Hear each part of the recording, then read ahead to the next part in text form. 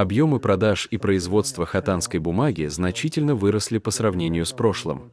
После того, как здесь закончили реконструкцию, туристов стало приезжать больше. Многие приходят, чтобы узнать о хотанской бумаге, и покупают ее тоже довольно много. Мы также ведем прямые трансляции в интернете и рассказываем им о хотанской бумаге.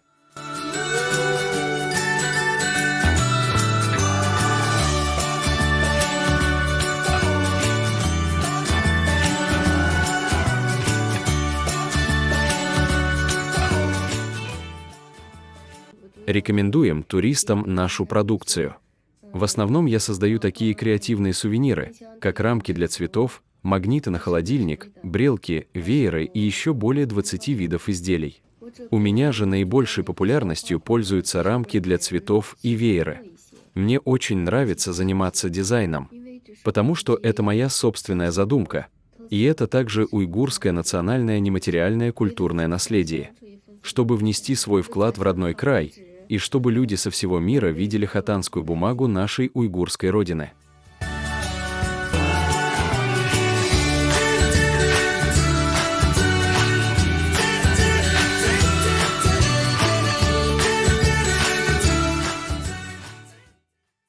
Как любитель каллиграфии, я надеюсь, что в будущем больше художников и каллиграфов из Китая и со всего мира приедут к нам, чтобы лично испытать чувство рисования на древней хотанской бумаге. В 2006 году хотанская бумага включена в государственный список нематериального культурного наследия уйгуров.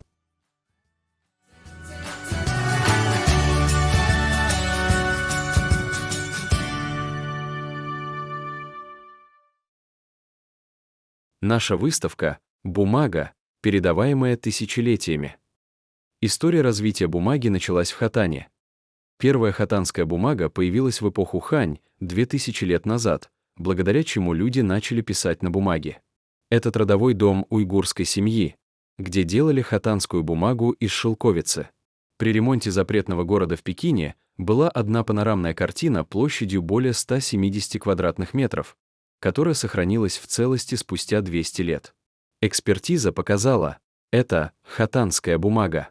Вы можете видеть этот древний артефакт, миниатюра «5 быков».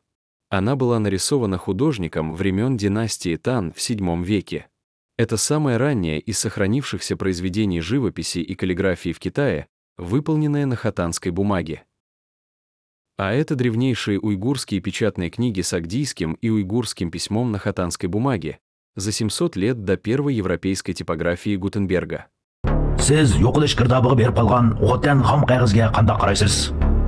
1908-yili angliyalik ekspeditsiyachi Stein Xotanda bayqagan hisobot daftari dal Xotan xom qog'ozidan yasalgan edi. Shundaqla uningga qog'oz yasab setish tijoratlari xotirlangan edi. Buningdan 1300 yillar burun, ya'ni Tang sulolasi mezgillarida ipak yo'lidagi eng muhim tovar bo'lib hisoblanadigan xom qog'oz va ipakdan iborat ikki xil mahsulot ayni vaqtdagi ipak yo'li orqali O'rta Osiyodan o'tib, butun dunyoga tarqalgan edi.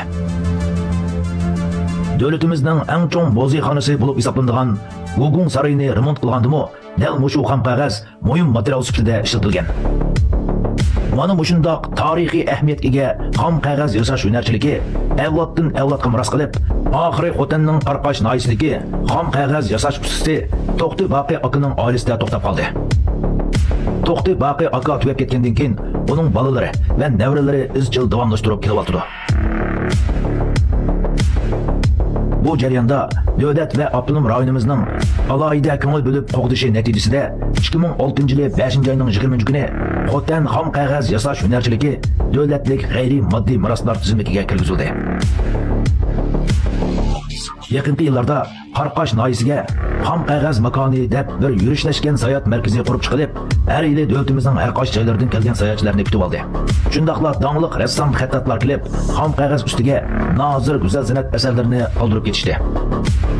Qarmoqqa necha ming yillardan beri davomlashib kelayotgan Xotan xom qog'oz yasash hunarchiligi izchil davomlashayotgandek qilsa-mu, Ammo u cho'qim yaxshi bo'lgan savdo qiymati yarata oladigan bo'lish kerak. Bo'lmasa keyingi avlodlarning to'xtamay davomlashtirishi tezki to'xtaydi. Yaqinda To'xti Boqi akaning farzandlari xotin xom qog'ozga nonliq xattatlarning go'zal o'sin xatlari yozilgan jihozlarni do'yin do'koniga soldi. Navoda siz Uyg'ur madaniyatiga ozgina bo'lsa-mu as qo'shay desangiz, mazkur filmning osidagi ulanmadan 1 kilo go'shtning puliga, ya'ni xonangizga es qo'ying. Bu mehmonxonangizga o'zgacha o'sin qo'shish bilan birga yana qalbingizni yo'riq qila oladi.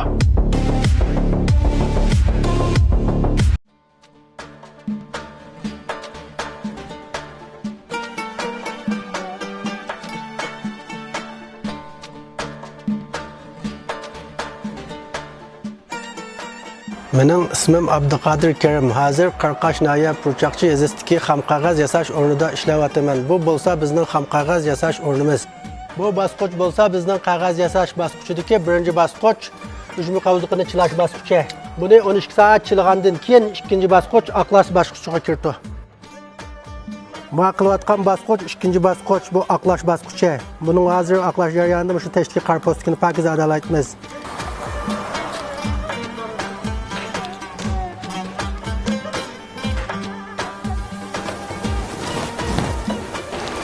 Bu mashg'ulot tartibi bo'lsa 3-tartib ujmining suyulgan talasini pishirish bosqichi. Buni 5 soat qaynatgandan keyin pishitib. 我这个太多了，我感觉我这太多了。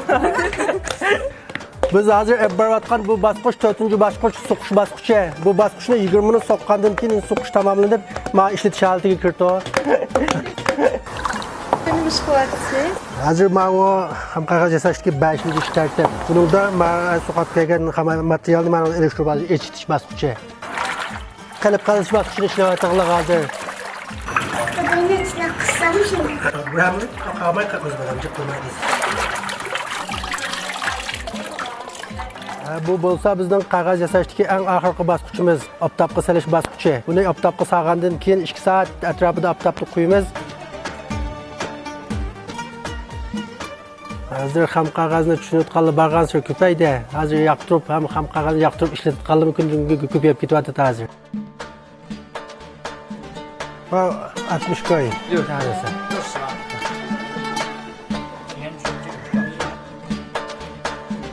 Bu rasm bo'lsa ham qog'ozdan foydalanib chiqarasiz.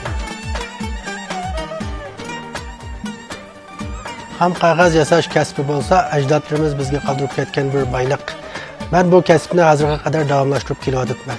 Bundan keyin bolalarimni yaxshi o'qitib, yaxshi tarbiyalab, bu tabarruk kasbimizni bolalarimga meros qoldiribman.